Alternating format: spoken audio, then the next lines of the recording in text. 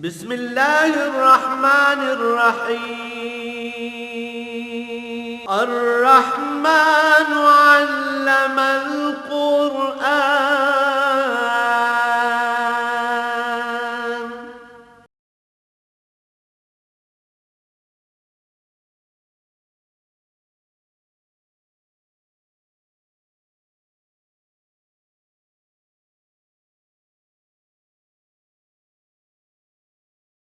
الحمد لله رب العالمين والصلاة والسلام على حبيبه محمد وآله وصحبه أجمعين. أعوذ بالله من الشيطان الرجيم. بسم الله الرحمن الرحيم. وقالوا هذه أنعام وحرث حجر لا يطعمها إلا من نشاء بزعمهم وأنعام حرمت ظهورها وأنعام لا يذكرون اسم الله عليها افتراء عليه سيجزيهم بما كانوا يفترون. وقالوا ما في بطون هذه الأنعام خالصة لذكورنا ومحرم على أزواجنا وإن يكن ميتة فهم فيه شركاء سيجزيهم وصفهم إنه حكيم عليم. قد خسر الذين قتلوا أولادهم سفها بغير علم وحرموا ما رزقهم الله افتراء على الله قد ضلوا وما كانوا مهتدين. وهو الذي أنشأ جنات معروشات وغير معروشات والنخل والزرع مختلفا أكله والزيتون والرمان متشابها وغير متشابه كلوا من ثمره إذا أثمر وآتوا حقه يوم حصاده ولا تسرفوا إنه لا يحب المسرفين. ومن الأنعام حمولة وفرشا كلوا مما رزقكم الله ولا تتبعوا خطوات الشيطان إنه لكم عدو مبين. 8 أزواج من الضأن 2 ومن المعز 2 قل لا ذكرين حرم أم الأنثيين أم اشتملت عليه أرحام الأنثيين نبئوني بعلم إن كنتم صادقين. ومن الإبل 2 ومن البقر 2 قل لا ذكرين حرم أم الأنثيين أم اشتملت عليه أرحام الأنثيين أم كنتم شهداء إذ وصاكم الله بهذا أفمن أظلم ممن افترى على الله كذبا ليضل الناس بغير علم إن الله لا يهدي القوم الظالمين. اللهم سبحانك لا علم لنا إلا ما علمتنا إنك أنت العليم الحكيم. مولاي صل وسلم دائما أبدا على حبيبك خير الخلق كلهم. ان آیات مبارکہ کا بامحاورہ اور سلیس ترجمہ یہ ہے کہ یہ لوگ کہتے ہیں یہ جانور مخصوص ہیں، انہیں ہماری مرضی کے علاوہ کوئی نہیں کھا سکتا، یا یہ جانور جو ہے اس پر سوار ہونا منع ہے، یا پھر جانور مقرر کر لیتے تھے کہ اس پر کبھی اللہ کا نام نہیں لیا جائے گا، نہ سوار ہوتے وقت نہ ذبح کرتے وقت کسی طرح بھی اس پر اللہ کا نام نہیں لیا جائے گا افتراء علیہ. اور یہ ساری باتیں وہ اپنے پاس سے جوڑ لیتے تھے، خود گھڑ لیتے تھے. سَيَجْزِيهِمْ بِمَا كَانُوا يَفْتَرُونَ. اور اللہ کریم پر کوئی بات گھڑ کے اللہ کریم کے ذمہ لگانا بہت بڑا جرم ہے، جس کی انہیں بہت سخت سزا دی جائے گی، اس کا بدلہ پائیں گے.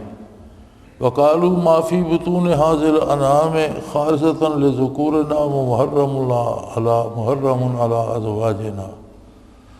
پھر ایک اور رسم تھی، کہتے تھے کہ اس مادہ کے پیٹ میں جو ہے یہ صرف مردوں کے لیے ہے اور عورتوں کے لیے حرام ہے. جانور ذبح کرتے پیٹ میں جو بچہ ہوتا اسے بھی ذبح کر لیتے اور اس پہ شرط لگا دیتے کہ اس جانور کا گوشت تو عورتیں کھا سکتی ہیں، یہ بچے کا گوشت صرف مرد کھائیں گے، عورتوں کے لیے حرام ہے. لیکن اگر وہ مردہ نکلتا اور ذبح نہ کرنا پڑتا تو پھر کہتے اب سب کھا سکتے ہیں، مرد بھی عورتیں بھی. سیجزیہم وصفہم، ان سب غلط بیانیوں کی سزا پائیں گے۔ انہ حکیم علیم، وہ سزا کیوں نہیں دیتا؟ لوگ گھبرا جاتے ہیں کہ یہ ظلم بھی ہو رہا ہے، یہ بھی ہو رہا ہے، سزا کیوں؟ فرمایا یہ اس کی حکمت کا تقاضا ہے، ہر کام اس کی حکمت کے مطابق ہوتا ہے، لیکن وہ جانتا ہے کہ کون کیا کر رہا ہے، اس لیے ایک وقت آئے گا کہ سب اپنا اپنا بدلہ پائیں گے۔ اسی طرح جو لوگ اولاد کو قتل کر دیتے ہیں جہالت اور بے علمی کی وجہ سے، وہ اپنا اس کا بدلہ پائیں گے، اور جو اللہ کے دیے ہوئے رزق کو محض اپنی طرف سے باتیں جوڑ کر لوگوں پہ حرام کر دیتے ہیں، یہ لوگ گمراہ ہو چکے ہیں، اور ان کی ہدایت پر واپسی کی بھی کوئی امید نہیں۔ ہدایت ہوتی ہے اللہ کے نبی کی اطاعت میں، چونکہ خود اللہ کریم کا تعارف بھی نبی کی وساطت سے ہوتا ہے۔ نبی پاک صلی اللہ علیہ وسلم نے بتایا کہ اللہ واحد ہے، لا شریک ہے، اس کی ذات ایسی ہے، صفات ایسی۔ تو نبی سے بھی گزر کر جب لوگ اللہ کے ذمہ جھوٹ باندھنے لگ جائیں تو ان کی ہدایت کی کون سی توقع رہے گی؟ ان کی واپسی کی امید نہیں رہتی۔ وہی ہستی ہے جس نے تمہارے لیے باغات بنائے، جن میں کچھ درخت بیلیں ایسی ہیں جو درختوں پہ چڑھ جاتی ہیں جیسے انگور وغیرہ، یا کچھ ایسی ہیں جو زمین پہ پھیل جاتی ہیں، اور کھجوریں، زراعت مختلف قسم کی، اور اسی طرح زیتون اور انار، بے شمار پھل جو بظاہر ایک دوسرے سے ملتے جلتے بھی ہوتے ہیں لیکن ذائقے اور اثر میں ایک دوسرے سے مختلف بھی ہوتے ہیں۔ فرمایا کلوا من ثمرہ اذا اثمر، جب یہ رزق اللہ نے دیا ہے، پھل آتے ہیں تو استفادہ کرو، کھاؤ، تمہارے ہی لیے ہیں۔ وَآتُوا حَقَّهُ يَوْمَ حَصَادِهِ، لیکن جس دن باغ سے پھل حاصل کرتے ہو یا کھیتی سے فصل حاصل کرتے ہو تو اس میں سے غریبوں مسکینوں کا حصہ بھی ادا کرو۔ اگر کسی کو دولت مل جاتی ہے تو اس پر 2.5% ہے، 40واں حصہ ہے۔ اسی طرح کھیتی میں 20واں حصہ ہے اگر اسے پانی بھی لگاتا ہے، اگر پانی نہیں لگاتا، بارشی پانی سے ہوتی ہے تو 10واں حصہ مسکینوں کا ہے۔ اسی طرح جانوروں میں بھی ہے، 5 اونٹوں پہ زکوٰۃ ہے، 100 بھیڑ بکری ہو تو 100 ہو جائے تو اس پہ ہے۔ تو جانوروں میں بھی، مال میں بھی اللہ کریم نے غریبوں اور مسکینوں کا حصہ بھی رکھا ہے۔ جو عطا ہوا ہے وہ کھاؤ، لیکن جب فصل حاصل کرتے ہو تو اس میں سے ان کا حصہ بھی دو۔ وَلَا تُسْرِفُوا، اور بے جا خرچ نہ کرو، اس لیے کہ اللہ بے جا خرچ کرنے والوں کو پسند نہیں فرماتا۔ جانوروں میں اس نے ایسے بھی بنا دیے ہیں جو چھوٹے قد کے بھی ہیں، بڑے قد کے بھی ہیں، حمولتم و فرشا، ایسے بھی ہیں جو بہت بڑے بڑے ہیں، ایسے بھی ہیں جو چھوٹے چھوٹے ہیں، اور ایسے بھی ہیں جو تمہارا رزق ہیں۔ سو اللہ نے جو رزق دیا ہے، جو جانور حلال کیے ہیں وہ ضرور کھاؤ، لیکن کمانے، کھانے اور خرچ کرنے میں، تینوں باتوں میں شیطان کی پیروی نہ کرو۔ رزق کماتے ہو، جانور لیتے ہو تو چوری کر کے نہ لاؤ، حلال اور جائز طریقے سے محنت کر کے کما کے لاؤ۔ رزق حلال کماؤ، جائز وسائل سے کماؤ، اور پھر اسے جائز جگہ پر خرچ بھی کرو، اور شیطان کے پیچھے نہ چلو، اس لیے کہ وہ تمہارا کھلا دشمن ہے۔ انہوں نے 8 جوڑے بنا لیے ہیں دو نر و مادہ بھیڑ بکریوں میں اور ان سے یہ پوچھیں کہ کیا ان کے نر حرام ہیں یا مادائیں حرام ہیں یا دونوں پہ شامل ہے؟ تو ان سے فرمائیے کہ نبیونی بعلم ان کنتم صادقین، اگر تم سچے ہو تو اس پر کوئی علمی دلیل لاؤ۔ کس نبی نے یہ بات بتائی؟ کس آسمانی کتاب میں آئی؟ علمی دلیل تو یہی ہو سکتی ہے نا کہ کہاں کسی نبی نے، کسی آسمانی کتاب نے تمہیں بتایا۔ اگر سچے ہو تو کوئی علمی دلیل اس پر لاؤ۔ اسی طرح اونٹ کا جوڑا ہے یا گائے بھینس کا جوڑا ہے تو ان میں تم جسے چاہتے ہو حرام کر دیتے ہو، جسے چاہتے ہو حلال کر دیتے ہو۔ ایک بات متعین ہونی چاہیے کہ ان کا نر حرام ہے یا مادہ حرام ہے یا بچہ حرام ہے۔ کوئی ایک چیز، کوئی ایک دلیل مقرر کرو۔ یہ تو کوئی بات نہ ہوئی کہ 5 جانور ہیں تمہارا، کہتے ہو ایک ان میں سے حرام ہے، اس کی کیا شرعی دلیل ہے؟ اگر 5 گائے بھینسیں ہیں تو اس میں سے ایک کو حرام کر دینے کی کون سی دلیل ہے؟ یا تو 5 حرام ہوگی یا 5 حلال ہوں گی۔ تو فرمایا ام کنتم شہداء اذ وصاکم اللہ بہذا، جب اللہ نے یہ حکم دیا کہ ان میں سے کوئی چیز حرام ہے تو جب کوئی اس پہ عقلی دلیل بھی نہیں بنتی، کوئی نقلی دلیل بھی نہیں کہ کسی نبی یا کسی کتاب آسمانی میں یہ بات آئی ہو، تو پیچھے یہ بات رہ جاتی ہے کہ کیا تم نے روبرو اللہ سے سنا؟ اللہ نے تمہیں روبرو حکم دیا۔ اگر اللہ کسی کو روبرو حکم دیتے تو وہ تو اللہ کا نبی ہوتا ہے، تم نبی تو نہیں ہو۔ تو پھر یہ تو بہت بڑا جھوٹ ہے جو تم اللہ پر بول رہے ہو۔ فمن اظلم ممن افترى علی اللہ کذبا، اس سے بڑا برا کون ہوگا جو اللہ پر جھوٹ بولے اور پھر اس کے جھوٹ کی وجہ سے لیضل الناس بغیر علم، اپنی جہالت کی وجہ سے اللہ کی مخلوق کو گمراہ بھی کرے۔ ان اللہ لا یہدی القوم الظالمین، اللہ ظالم اور ظلم کرنے والوں کو ہدایت نہیں دیتے، ان سے توبہ کی توفیق سلب ہو جاتی ہے۔ اس پورے رکوع میں ان رسومات کا ذکر ہے جو ہم بعض اوقات مشکلات دور کرنے کے لیے ایجاد کر لیتے ہیں، بعض اوقات حصول رزق کے لیے، سہولتیں حاصل کرنے کے لیے کوئی رسم ایجاد کر لیتے ہیں۔ تو قرآن کا منشا یہ ہے کہ دین اسلام واضح ہے، اس میں حلال حرام واضح ہے، اس میں جائز ناجائز کی وضاحت کر دی گئی ہے، اور جو بات قرآن نے بتا دی، اللہ کے رسول اللہ صلی اللہ علیہ وسلم نے بتا دی، سلف صالحین سے نقل ہوتی چلی آ رہی ہے، وہی دین ہے۔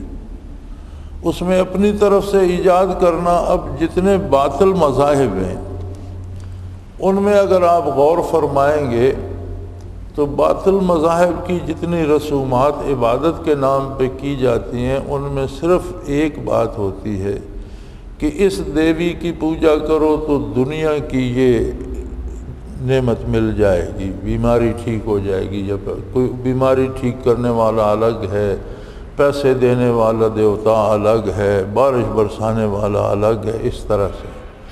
یا کچھ دیوتا ایسے ہیں جن کی وجہ سے مصیبت دور ہوگی، کچھ ایسے ہیں جن کی وجہ سے فائدہ ہوگا۔ تو یہ دنیا کے سارے کام جو ہیں اگر یہ دیوتاؤں نے کرنے ہیں تو پھر دنیا کا جو نظام اللہ کریم نے بنایا جو ہمارے اس میں، وہ کس لیے ہے؟ بندہ خود کیا کرتا ہے، اس کی اپنی عملی زندگی کیا ہے؟ ان سارے توہمات کو باطل قرار دے کر اسلام نے بڑی سیدھی اور صاف انسانی زندگی کا معیار دیا ہے، اور اسلام واحد مذہب ہے جو صرف کمانے اور اس پر اللہ کا حق لینے تک نہیں رہتا۔ دنیا کے جتنے مالیاتی نظام ہیں آج بھی،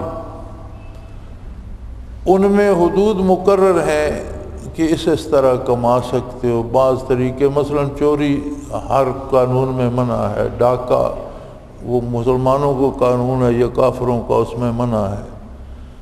کمانے کے طریقے معین ہیں، مسلمانوں کے ہاں جوا حرام ہے، کافروں کے ہاں جوا بھی ایک جائز طریقہ ہے کمانے کا، لیکن مقرر طریقے ہیں. اس کے بعد اس میں سے غریبوں کا یا حکومت کا، چونکہ حکومت سب کی والی ہوتی ہے تو غریبوں کا حصہ جمع کرنا حکومت کا کام ہے، اور پھر اس کو غریبوں پر خرچ کرنا یہ حکومت وقت کی ذمہ داری ہوتی ہے. اگر کوئی براہ راست غریبوں کو دے دیتا ہے تو ادا وہ بھی ہو جاتا ہے، لیکن حقیقتاً ذمہ داری حکومت کی ہوتی ہے، جو نبی علیہ الصلوۃ والسلام نے تعلیم فرمائی کہ آپ کے عہد مبارک میں ساری صدقات جمع ہوتے تھے بیت المال میں، اور پھر وہاں سے ہر محتاج غریب کو عطا کیے جاتے. دنیا کے جتنے مالیاتی نظام ہیں ان میں یہ موجود ہے کہ اس طرح کما سکتے ہو. یہ الگ بات ہے کہ وہ اسلام کے مطابق ہے یا نہیں. یہ بھی موجود ہے کہ اس پر تمہیں اتنا ٹیکس دینا ہوگا. اس کے بعد جو بچتا ہے وہ اس بندے کا اپنا ہے، خواہ اسے جوئے میں ہار جائے، خواہ اسے شراب پی کے اڑا دے، خواہ وہ نوٹوں کو رکھ کر آگ لگا دے، اس سے کوئی دنیا کا مالیاتی نظام بحث نہیں کرتا. واحد اسلام کا مالیاتی نظام ہے جو خرچ کرنے میں بھی اس کا ہاتھ پکڑ کر ساتھ چلاتا ہے اور فرماتا ہے کہ بے جا خرچ نہ کرو، جو ضرورت ہے وہ ضرور پوری کرو، اچھی طرح سے پوری کرو، اچھا لباس پہنو اگر تمہیں اللہ نے رزق دیا ہے تو. بلکہ تعریف فرمائی نبی کریم صلی اللہ علیہ وسلم نے کہ اپنی حیثیت کے مطابق لباس پہننا اللہ کریم کا شکر ادا کرنے کا ایک طریقہ ہے. اچھا کھاؤ، حلال ہو، جائز ہو، پاکیزہ ہو، اچھا کھاؤ، لیکن بے جا خرچ نہ کرو، فضول خرچ نہ کرو، ضائع نہ کرو پیسے کو. یہ تمہارا نہیں ہے، یہ اللہ کا مال ہے، اور اس کی مخلوق صرف تم نہیں ہو، مخلوق چل رہی ہے، پتہ نہیں وہ کسی آنے والے کا حصہ ہوگا، کس کا حصہ ہے. تو اسے ضائع نہ کیا جائے، اس لیے کہ اللہ ضائع کرنے والوں کو قطعاً پسند نہیں کرتا. لیکن ہوتا یہ ہے کہ لوگ اس بات پہ یقین نہیں کرتے. یہ جو جسے ہم ایمان کہتے ہیں یہ یقین کی اعلیٰ ترین قسم ہے. ہم بہت سے الحمدللہ ہمارا دعویٰ ہے ایمان کا، لیکن جب ہمارا عمل دیکھا جاتا ہے تو پتہ چلتا ہے کہ ہم کہتے ہیں لیکن وہ ہمارے اندر ہے نہیں. آپ عبادت ہی کو دیکھ لیں، یہ جو نماز پنجگانہ ہے یہ 5 وقت موقع دیا گیا ہے ہر مسلمان کو کہ وہ کپڑے پاک کر کے باوضو ہو کر پاکیزہ ہو کر پوری دنیا سے کٹ کر اللہ کی بارگاہ میں حاضر ہو جائے، اللہ کی حمد و ثنا کرے اور اپنی ضرورتیں بیان کرے اور دنیا اور آخرت کی ہر چیز اللہ سے مانگے، اپنے دکھ سکھ اس کے حضور پیش کرے. وہ سننے والا ہے، وہ قادر ہے، وہ اس کی بات سنے. اللہ ہمارا ایمان قبول کر لے. لیکن میں یہ سمجھتا ہوں کہ کتنے مسلمان ہیں جو اس سے محروم ہیں. وہ سجدہ کرنے کیوں نہیں آتے؟ اگر کسی کو کسی معمولی سے افسر سے بھی شناسائی ہو جائے اور وہ اسے کہہ دے کہ یار تم مجھے روزانہ مل سکتے ہو، میرے دفتر آ سکتے ہو، تو یہ کوئی دن قضا نہ کرے. اگر کسی کو وزیر اعظم یا صدر سے ہو جائے اور اسے اجازت ہو کہ تم روزانہ ایوان صدر آ سکتے ہو، تو وہ کوئی دن قضا کرے گا؟ وہ تو وہیں جھگی لگا کے بیٹھ جائے گا. اور اللہ کی بارگاہ میں 5 بار حاضر ہونے کی اجازت ہی نہ ہو بلکہ حکم دیا گیا ہو کہ لازمی مجھ سے ملا کرو. دنیا بڑی عجیب ہے، یہ بہت خوبصورت ہے، جس طرح بڑے خوبصورت سانپ ہوتے ہیں، اور بڑی زہریلی ہے جس طرح زہریلے سانپ ہوتے ہیں، دیکھنے میں رجھا لیتی ہے، برتنے میں کاٹ کھاتی ہے۔ تمہیں دنیا برتنے کے لیے تمہاری ضرورت ہے کہ تم 5 بار میری بارگاہ میں حاضر ہو، مجھ سے میرے انوارات و تجلیات تمہارے دل میں جائیں، اور وہ طاقت لے کر دنیا میں جاؤ تاکہ وہ تمہیں کاٹ نہ سکے، اس کا زہر تم پر اثر نہ کر سکے۔ اگر ساری دنیا سر بسجود رہے تو اللہ کی شان میں اضافہ نہیں ہو جاتا، اور ساری دنیا سجدے چھوڑ دے تو اس کی شان میں کوئی کمی نہیں آتی۔ وہ محتاج نہیں ہے، وہ مستغنی ہے، محتاج ہم ہیں، یہ ضرورت ہماری ہے۔ تو دیکھ لیں کتنی مخلوق ہے جو اس سے بے پرواہ ہے۔ کیوں نہیں پڑھتے نماز؟ بات آخر وہیں آتی ہے کہ اللہ کے ہونے پر، اس کی قدرت پر، اس کی عظمت پر ایمان میں کمی ہے۔ سنا سنایا مانتے ہیں، یقین کا وہ درجہ نہیں ہے۔ اسی طرح جو چیزیں اللہ نے حرام کر دی ہیں ہم کیوں کھاتے ہیں؟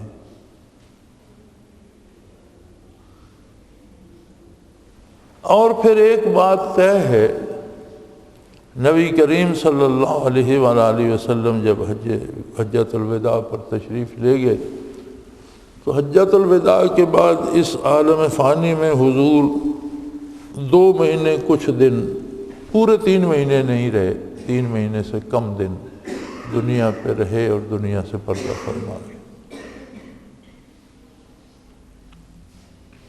82-84 دن آپ کا قیام رہا اس عالم آب و گل میں۔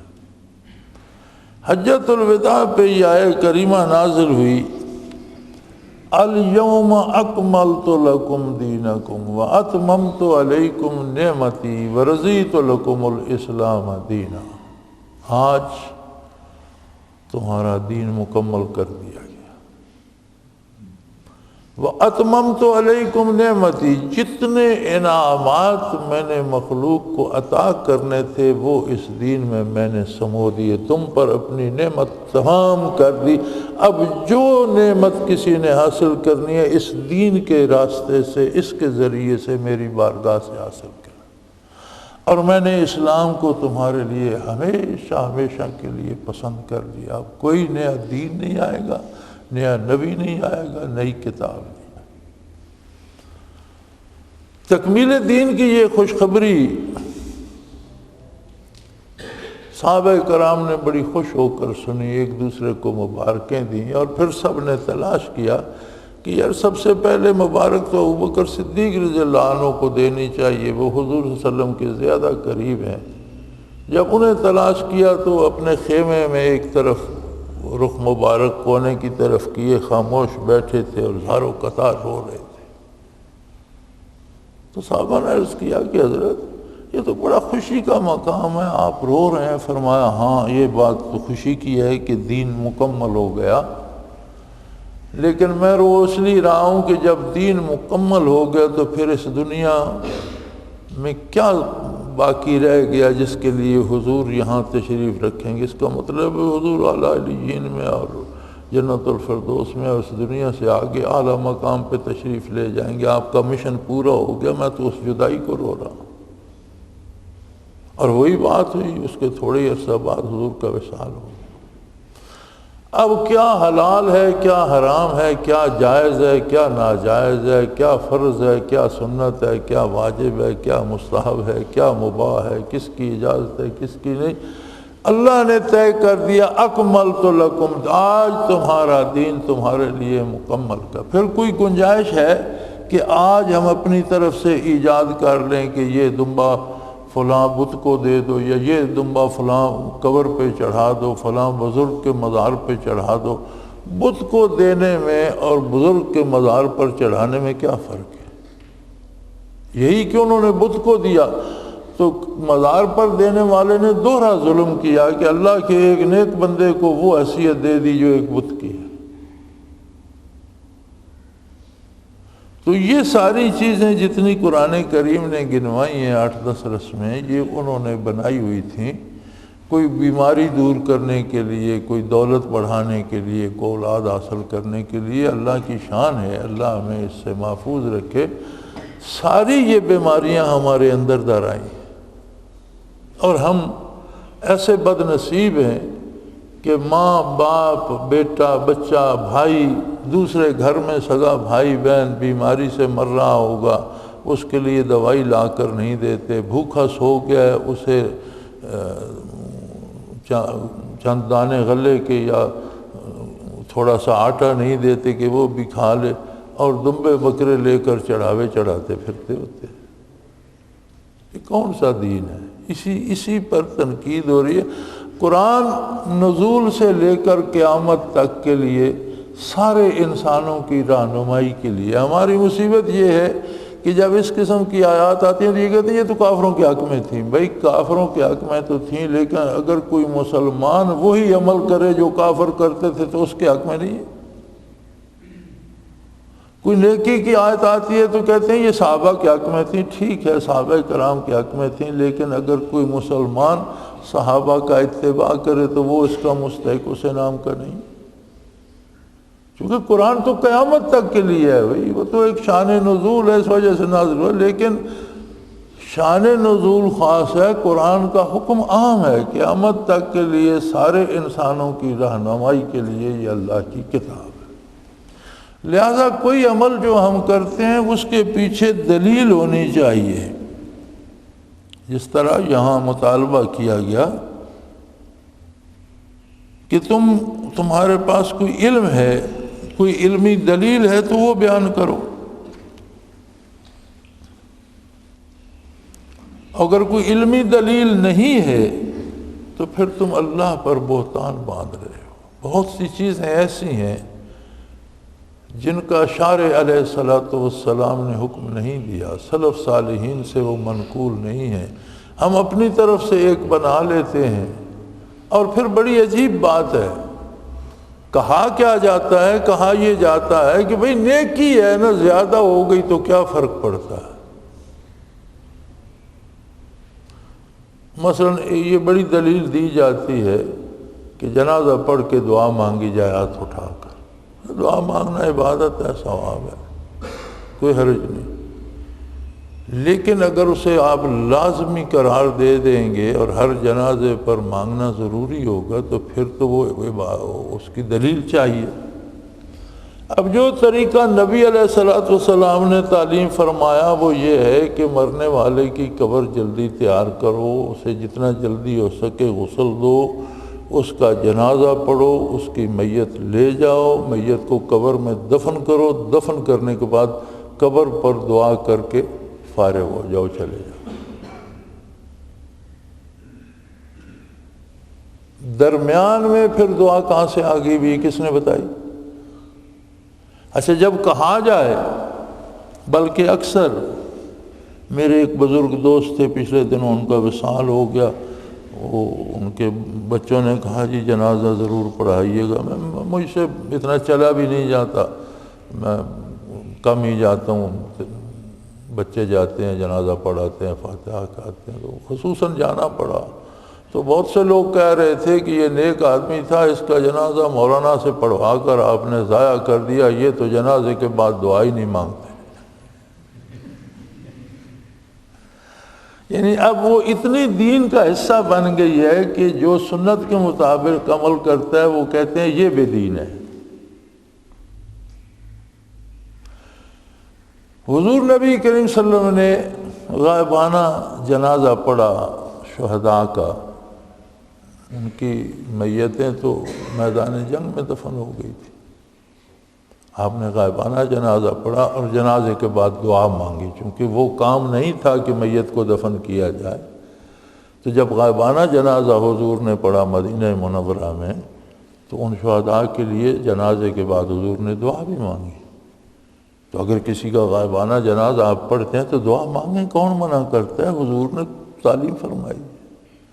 لیکن میت سامنے ہے تو آپ کا جنازہ ختم نہیں ہوا، آپ نے جنازہ پڑھا، سلام پھیرا، میت کو لے جائیں، قبر میں دفن کریں، مٹی ڈالیں، قبر برابر کر کے دعا مانگیں۔ یہ طریقہ ہے نبی کریم صلی اللہ علیہ وسلم کا۔ اب کیا یہ دیتے ہیں کہ جی دعا مانگنا بھی عبادت ہی ہے نا، کیا حرج ہے دعا مانگ لی تو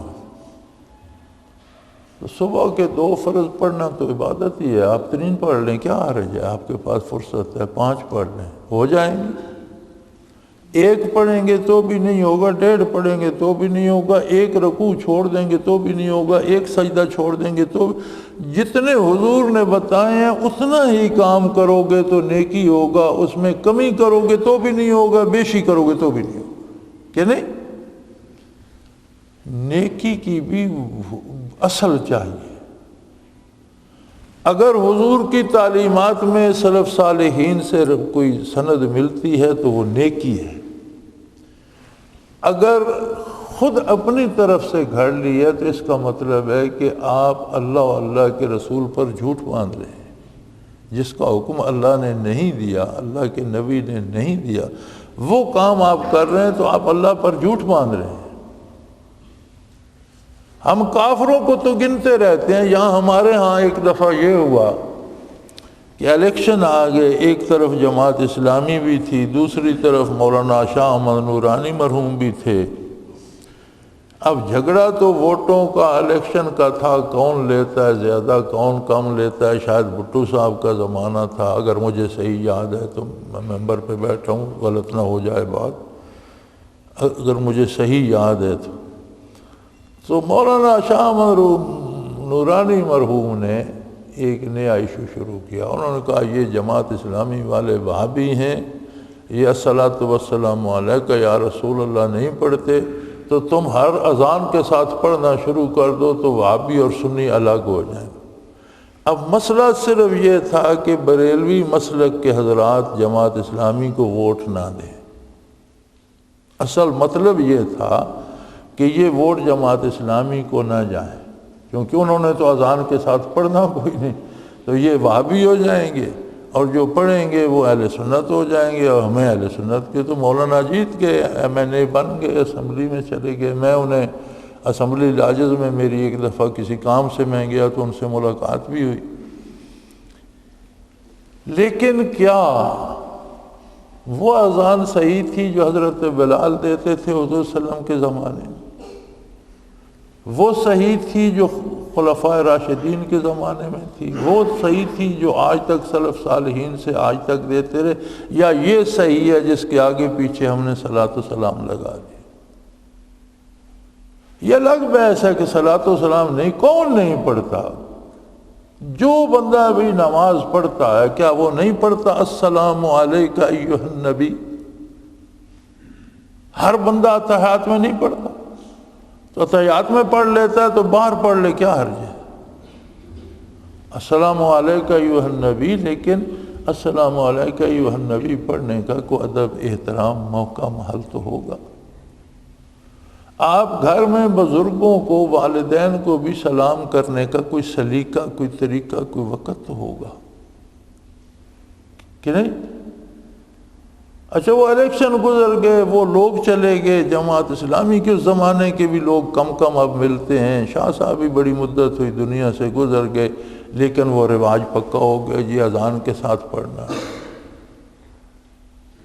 یار یہ بھٹو صاحب سے زمانے سے آگے تو کوئی نہیں تھا یار، اس الیکشن سے پہلے کہیں تھا یا اپنے پاکستان بننے کے بعد بھی کوئی نہیں تھا؟ اب نئی نسل کو کون بتائے گا کہ اذان کہاں سے شروع ہوتی ہے اور کہاں ختم ہوتی ہے؟ اس کے آپ نے آگے بھی بڑھا دیا، پیچھے بھی بڑھا دیا۔ اب لا الہ الا اللہ پہ بھی ختم نہیں کرتے، لا الہ الا اللہ وہ بلند کہہ کر پھر اسی مائک میں محمد الرسول اللہ کہتے ہیں۔ اب حضرت محمد صلی اللہ علیہ وسلم اللہ کے رسول ہیں، اسی اذان میں شہادت گزر چکی، میں گواہی دیتا ہوں حضرت محمد اللہ کے رسول ہیں، لیکن اذان تو لا الہ الا اللہ پہ ختم ہو جاتی۔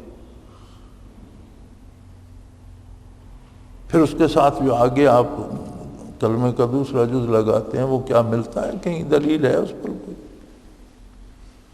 اب کہنے والا بتانے والا بے دین ہو جاتا ہے. یار عجیب تماشا ہے, چوری کرو کوئی وہابی نہیں کہتا, ڈاکہ کر لو کوئی وہابی نہیں کہتا, قتل کر لو کوئی نہیں کہتا یہ وہابی ہو گیا, دین خالص بیان کرو وہابی ہو گیا. یہ عجیب تماشا ہے.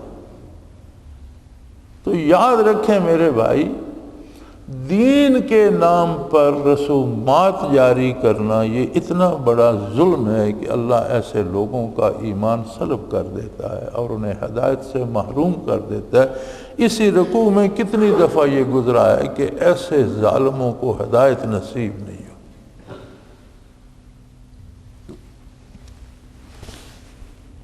اور یہ سارا رکوع انہی رسومات پر ہے. بنیادی بات یہ ہے کہ ذبح کسی بزرگ کو اگر کوئی آپ صدقہ دے کر ثواب پہنچانا چاہتے ہیں تو جانور اللہ کے نام پر ذبح کریں, اسے غریبوں میں بانٹ دیں, دعا کریں یا اللہ اس نیکی کا جو ثواب ہے وہ میرا بزرگ جو فوت ہو چکا ہے یا والد یا دادا یا پیر یا شیخ یا استاد یہ اسے پہنچا دے, وہ قادر ہے اسے پہنچا دے گا. اور ایصال ثواب صرف مردوں کو نہیں کیا جاتا, زندوں کو بھی کیا جا سکتا ہے. جس طرح بینک بیلنس ہوتا ہے, آپ کسی کو چیک دے دیں اسے پیسے مل جائیں گے. جو نیکی ہم کرتے ہیں فرائض کے علاوہ, نفلی عبادات یا نفلی نیکیاں جو ہوتی ہیں ان کا ثواب آپ کسی زندوں کو دینا چاہیں اللہ اس کے کھاتے میں لکھ دے گا. اللہ سے دعا کریں یا اللہ یہ نیکی اسے دے دے, وہ اسے دے دے گا, وہ تو کوئی حرج نہیں. لیکن ہر کام کا ایک سلیقہ ہے, ایک طریقہ ہے جو شریعت میں متعین ہے. شریعت سے باہر جا کر رسومات ادا کرنا اور پھر یہ توقع رکھنا کہ ان سے میرا بھلا ہوگا, میاں دنیا آپ کو وہی ملے گی جو آپ کے حصے کی. اگر ایک ایک دانہ آج تک مرنے والے لوگ اپنے حصے سے زائد کھاتے تو آج دنیا پہ کچھ نہ ملتا, اور ایک ایک دانہ چھوڑ کے جاتے تو غلے کے انبار لگے ہوئے. ہر کوئی اپنے حصے کا دانہ پانی ہوا آکسیجن تک اپنے حصے کی لے کے جاتا ہے. لہذا کسی لالچ میں آ کر رسومات میں کھو جانا یہ اتنا بڑا جرم ہے کہ توفیق ہدایت سلب ہو جاتی ہے. یعنی بعض جرائم ہیں ان کی سزائیں متعین ہیں, یہ تو بہت بڑی سزا اور سب سے آخری سزا یہ ہے کہ کسی کا ایمان ہی ضائع ہو جائے اور پھر اسے توبہ کی توفیق بھی نہ ہو.